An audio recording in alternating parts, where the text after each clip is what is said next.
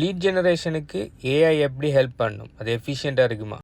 AI ஸ்டஃப்களுக்கு பார்த்தீங்கன்னு சொன்னால் எந்த அளவுக்கு பாசிட்டிவிட்டி இருக்கோ அதே மாதிரி நெகட்டிவிட்டி இருக்குது.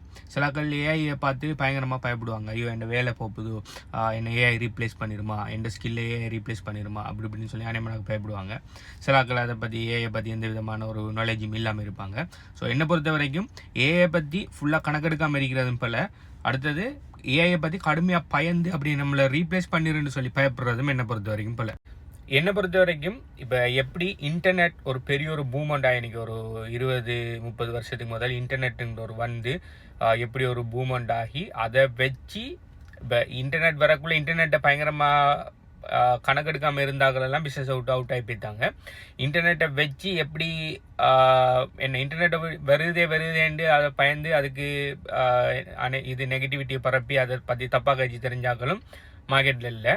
யார் அந்த இன்டர்நெட்டை வச்சு அதை யூட்டிலைஸ் பண்ணி அதை வச்சு நம்மளோட பிஸ்னஸையோ நம்மளோட தொழிலை எப்படி மேம்படுத்தலாம்னு நினைச்சாக்கள் இன்றைக்கி சக்ஸஸ்ஃபுல் ஆகிக்காங்க. அதுக்கு பெஸ்ட் எக்ஸாம்பிள் தான் அமேசான், அலிபாபா, மற்றது ஃபேஸ்புக், இன்ஸ்டாகிராம், டிக்டாக் இது மாதிரியான இன்டர்நெட் பேஸ்ட் கம்பெனிஸ் எல்லாம் இன்டர்நெட்டை வச்சு உருவாகினது. அதே மாதிரி தான் இந்த பிளாக் செயின், கிரிப்டோ, இப்படியா இந்த ஏஐ இதை மாதிரி இந்த புதுசாக வர விஷயங்கள். நீங்கள் ஃபுல்லாக இதை பற்றி பார்த்து பயந்து இருப்பீங்கன்னு சொன்னால் கடைசி வரையும் ஒன்றுமே செய்யலாம். அப்படி இல்லாமல் இதை பற்றி கணக்கெடுக்காமல் இதெல்லாம் என்ன நடக்க போகுது, இதெல்லாம் சும்மா நம்மளே வேலையை ஒன்றும் செய்ய மாட்டேங்க, நான் பெரிய டாக்டர், நான் பெரிய இன்ஜினியர், நான் பெரிய சயின்டிஸ்ட், என்ன இதெல்லாம் ஒன்றும் செய்வேன், நான் ஒரு ப்ரோக்ராமர், என்ன டேலண்ட்டை ஏஐக்கு கிட்டையும் விரையலான்னு சொல்லி அதை கணக்கெடுக்காமல் இருப்பீங்கன்னு சொன்னாலும் நீங்கள் டேஞ்சரில் இருப்பீங்க. ஸோ இதுக்கு என்ன வழின்னு சொன்னால், உங்களோட ஃபீல்டில் இப்போ நீங்கள் ஒரு என்ன சாஃப்ட்வேர் இன்ஜினியர் இருப்பீங்கன்னு சொன்னால் உங்களோட ஃபீல்டில் இருக்கிற ஏஐ டூல்ஸ்களில் மாஸ்டராங்க. ஓகே, இந்த ஃபீல்டில் என்னென்ன ஏஐ டூல்ஸ் இருக்குது, ஸோ இந்தந்த ஏஐ டூல்ஸில் வச்சு நம்ம ஆல்ரெடி நான் செஞ்சிருக்கிற வேலையை எப்படி எஃபிஷியண்ட்டாக செய்யலாம். இப்போ நான் ஆல்ரெடி ஏஐ இல்லாமல் ஒரு சேம் வேலையை செய்கிறதுக்கு எனக்கு ஒரு 1 hour எடுக்கணும்னா அதுக்கு பதிலாக இந்த ஏஐயை சேர்ந்து நான் செய்யக்குள்ள இப்போ எனக்கு ஒரு 15 நிமிஷத்தில் இந்த வேலை முடியுதுன்னு சொன்னால், லைக் இப்போ பார்த்தீங்கன்னு சொன்னால் என் டைமை நான் சேவ் பண்ணியிருக்கேன். ரெண்டாவது ஒரு ஏஐயை வச்சு எந்த ஃபீல்டில் நான் செய்ய வேண்டிய ஒரு நாலேஜ் ஒன்று எடுத்திருக்கேன். ஸோ பார்த்தீங்கன்னு சொன்னால் நாளைக்கு உங்களோட ஃபீல்டில் ஏஐயை வச்சு ஒரு ஆளை ரீப்ளேஸ் பண்ணுறதுக்கு ஒரு கம்பெனியோ ஒரு உங்களோட எம்ப்ளாயரோ ஒரு ஆள் தேடக்குள்ள அவர்கிட்ட பார்த்தீங்கன்னு சொன்னால் அந்த பர்டிகுலர் ஏஐயை ஆப்ரேட் பண்ணுறதுக்குரிய ஆளாக யார் இருப்பீங்கன்னு சொன்னால் நீங்கள் தான் இருப்பீங்க. ஸோ உங்களால் மற்றாக்களுக்கு அந்த ஏஐ பற்றி நாலேஜ் எடுக்காதாக்களுக்கு தொழில் போகுமே தவிர உங்களுக்கு தொழில் போகாது. ஸோ இதே மாதிரி நிறைய எக்ஸாம்பிள்ஸ் சொல்லிகிட்டே போகலாம். இப்போ நான் இருக்கிற டிஜிட்டல் மார்க்கெட்டிங் ஃபீல்டை பார்த்தீங்கன்னு சொன்னால், இப்போ ஏர்லியர் அந்த ஏஐட இதுக்கு முன்னால் பார்த்தீங்கன்னு சொன்னால் இப்போ கண்டென்ட் க்ரியேஷனாக இருக்கட்டும், அட்வர்டைஸ்மெண்ட் ரன் பண்ணுறதா இருக்கட்டும், அது இதுன்னு சொல்லி எல்லா விஷயத்தும் மெனுவலாக தான் செஞ்சுட்டு இருந்தாங்க. ஆனால் இப்போ பார்த்தீங்கன்னு சொன்னால் கண்டென்ட் க்ரியேஷனுக்கு ஏஐ டூல் இருக்குது, அட்வர்டைஸ்மெண்ட்டை ரன் பண்ணுறதுக்கு ஏஐ டூல் இருக்குது, அட்வர்டைஸ்மெண்ட்ஸில் ஒப்டிமைஸ் பண்ணுறதுக்கு, அதாவது எந்த அட்வர்டைஸ்மெண்ட் எந்த ஆட் நல்லா பெர்ஃபார்ம் பண்ணுது, எந்த ஆட் நல்லா பெர்ஃபார்ம் பண்ணல, அப்போ அந்த நல்லா பெர்ஃபார்ம் பண்ணுற ஆட்டுக்கு ஆட் பட்ஜெட்டை கூட்டுற இதை மாதிரி விஷயங்கள்.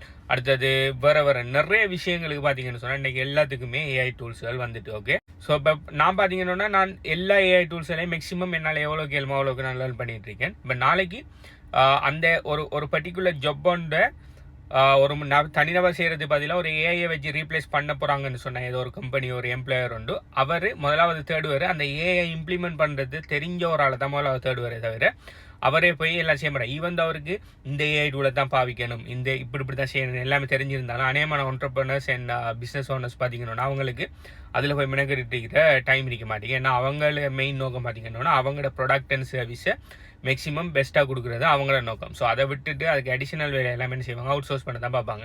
ஸோ நாளைக்கு அவங்களோட பிஸ்னஸில் ஏஐ இம்ப்ளிமெண்ட் பண்ணுறதுக்கு அவங்க ஒரு விஷயம் ஒன்று தேடக்குள்ள நாளைக்கு நீங்கள் அந்த பர்டிகுலர் ஏஐயில் நீங்கள் மாஸ்டர் இருப்பீங்கன்னு சொன்னால் அவங்க உங்கள்கிட்ட அந்த ஹெல்ப்பை கேட்பாங்க. ஸோ அந்த ஹெல்ப்பை நீங்கள் செஞ்சு கொடுக்குறதுக்கு நீங்கள் 1 time பேமெண்ட் கூட வாங்கலாம். அப்படி இல்லாட்டி அந்த ஏஐயை மேனேஜ் பண்ணுறதுக்கு, அதாவது இம்ப்ளிமெண்ட் பண்ணி அதை கண்டினியூஸாக மேனேஜ் பண்ணி சில விஷயங்கள் பார்த்தீங்கன்னா கண்டினியூஸாக நம்ம மேனேஜ் பண்ணணும்.